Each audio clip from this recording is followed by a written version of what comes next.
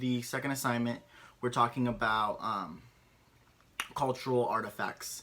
And for me, a big culture that is part of my life is drag. Like, drag culture is huge in my life. Like, gay culture, drag culture. Like, for me, being a gay male, drag is very big for me. And in the drag community, a lot of drag queens that do, like, pageants and stuff like that, like I do, like, a big part of our culture is our jewelry. So, like, for me, like, my artifact would be, like, this necklace, or this wrist and ring piece, or this big necklace right here. Like, the bigger the jewelry, the better. But a lot of these three pieces right here, like, I've worn in pageants that I've done. So, like, I did my very first pageant and I wore this blue necklace as with my gown. I had like a whole big blue gown. It was an amazing experience. I wore this wrist and ring piece to go along with it. Gown portion is amazing. It's like one of my favorite things to do. I love pageantry. It's the whole pageantry culture and drag culture is like amazing to me. Like, I feel like when I'm out there and I'm doing that, like, I am unstoppable. That is my go-to. I can be whoever I want. I can talk to whoever I want. I can act however I want, and I can just be out and loud and proud and whatever, this, that, and the third. But the artifact that I'm choosing to talk about is this jewelry because it means so much to me. Not only was it like the first piece of jewelry I wore in my very first pageant, but I got runner-up in my first pageant. So, like, I feel like it's important to me because, like, I'm never gonna want to, like, get rid of it because it's the very first piece that I ever wore as a pageant queen, and then I also got runner-up. Like, that's an amazing feat for your first ever pageant. Drag culture is awesome. Pageantry culture is awesome.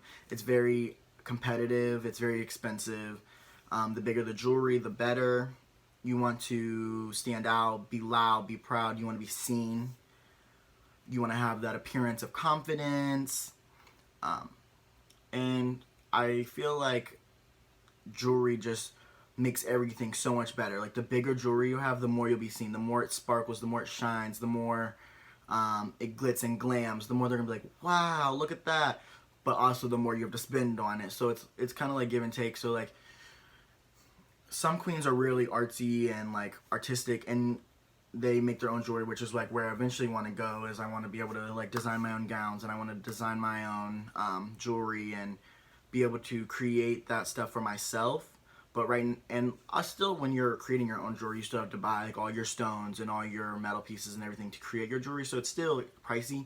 But when you're buying other people's jewelry, it's still kind of, it's more expensive because you're paying for their work and stuff like that on top of it.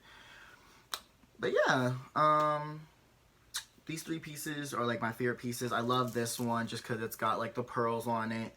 So it's got pearls, and then it's also got glitz and glam on it. You know, it's really big. It's dramatic. I love being dramatic and pretty, and I don't know. It's just, gay culture is just very, like, out and extra and loud, and so, like, drag, you have to be even louder and even more extra, and I don't know. I feel like this part of me is very important to me. It's what I do most. It's, like, my biggest hobby.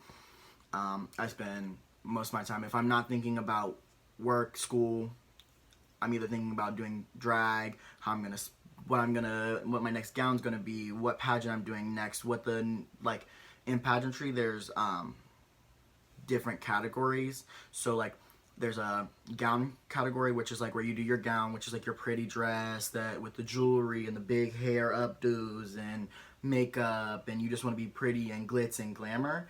And then there's presentation, which is, like, there's a theme for the pageant. So some of them are like the last one I did was anything that sparkles. So, like, I had a whole stoned out outfit, and you have to create an outfit that goes with the theme.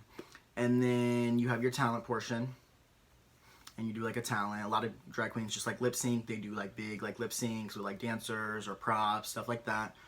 And then you do sometimes there's questions, and then there's also, for bigger pageants, there's male interview. So male interview, you'll do first. It's during the day. and you get like dressed up in like a suit and tie, you have your hair done, you know, you look very like manly and masculine, and you look very professional. And they go in, they ask you questions, you answer your questions, but this is without anybody seeing, it's just you and the judges. And then you go in later on, then you do like gown, presentation, talent, and then sometimes with gown there's like an on-stage question as well. So like that's when you do like your pageantry answer in front of everybody. So like that's like when they say like, I want to end world hunger, or you know, like just whatever they think.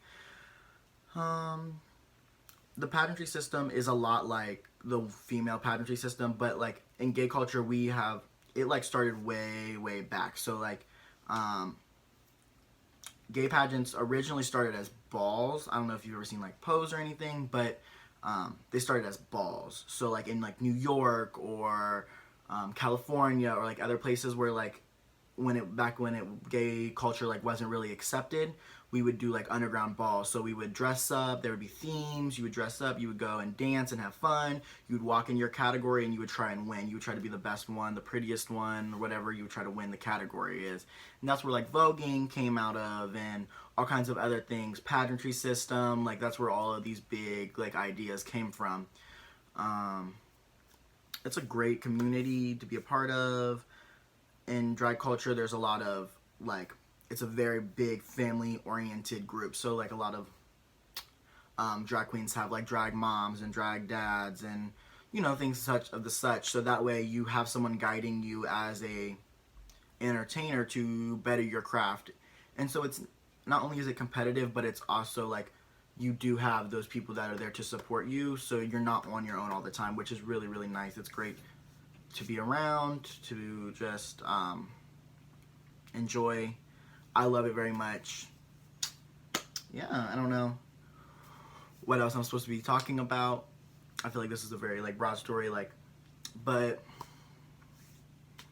I can show you my jewelry again, and then we'll probably wrap it up. But so this is like the blue piece that I wore for my first gown. It had this one. This wraps around your wrist, and then the ring, and then it goes down your finger. And then I wore this during my talent portion with the beads and stones and pearls and whatnot. So yeah, that's me. I have lots of jewelry, lots of wigs, dresses, gowns, heels. I don't know. Gay culture is just, that's my culture.